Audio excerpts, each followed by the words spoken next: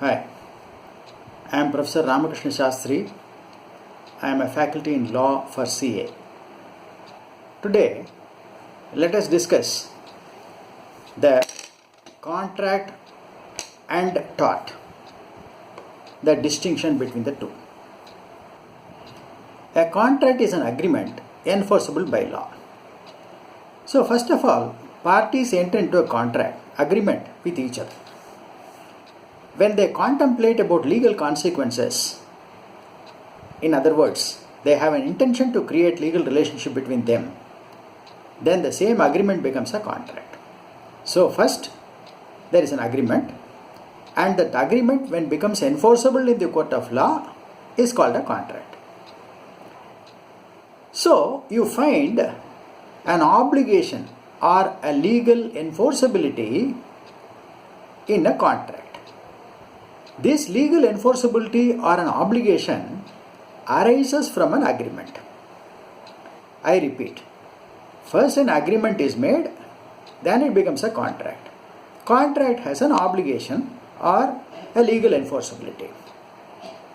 In the reverse direction, if you see, whenever there is a legal obligation and in its background there is an agreement, then it will be called as a contract. So, behind a legal obligation, if you find an agreement, then it is a contract. Now, suppose there is a legal obligation, but in the background there is no agreement, then you call it as tort. Tort is a civil wrong. I repeat, behind a legal obligation, if there is no agreement, then it is called tort. To make this point clear, let me give an example. Early in the morning, an old man takes his dog for a morning walk.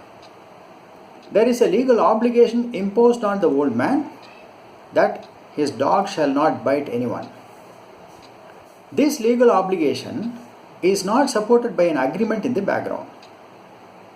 The old man has not entered into an agreement with every member of the society by which he promises or gives an undertaking that his dog will not bite anyone. So the obligation is imposed on him without an agreement in the background. So if the dog bites any passerby, you call it as tort. It's a civil wrong. The owner of the dog is punished and not the dog.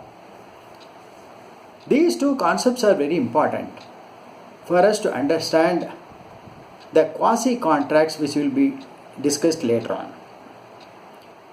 Now, let us see what a voidable contract is.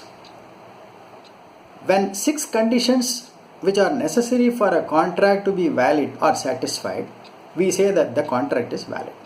What are the 6 conditions we have seen in the previous lecture? Valid offer, valid acceptance, lawful consideration, competent parties, legality of object, free and voluntary consent.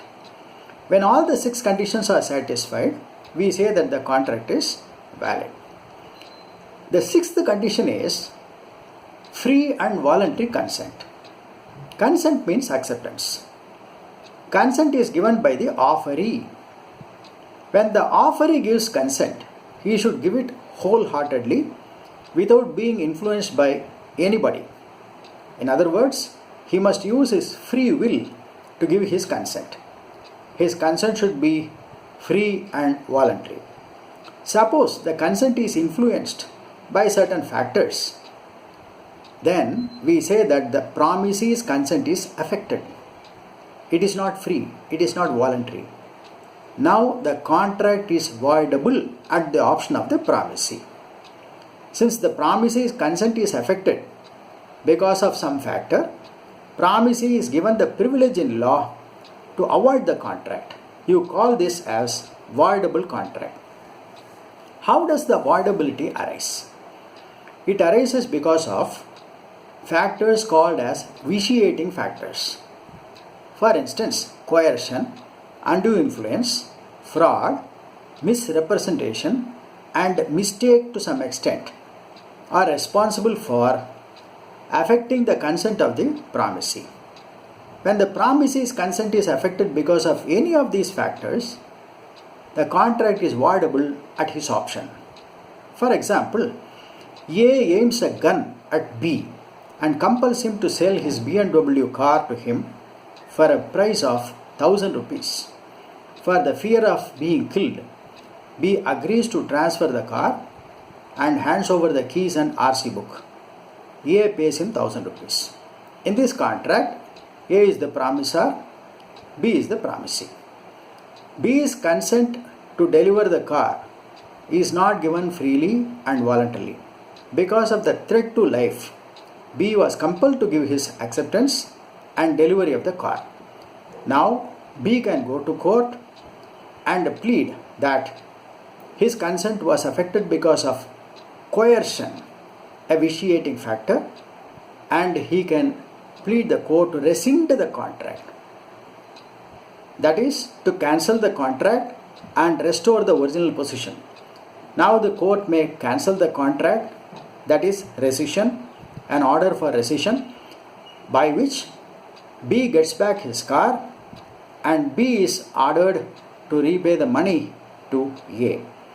You call this as voidable contract. So, in any voidable contract, the promisee's consent is affected by any of the 5 vitiating factors.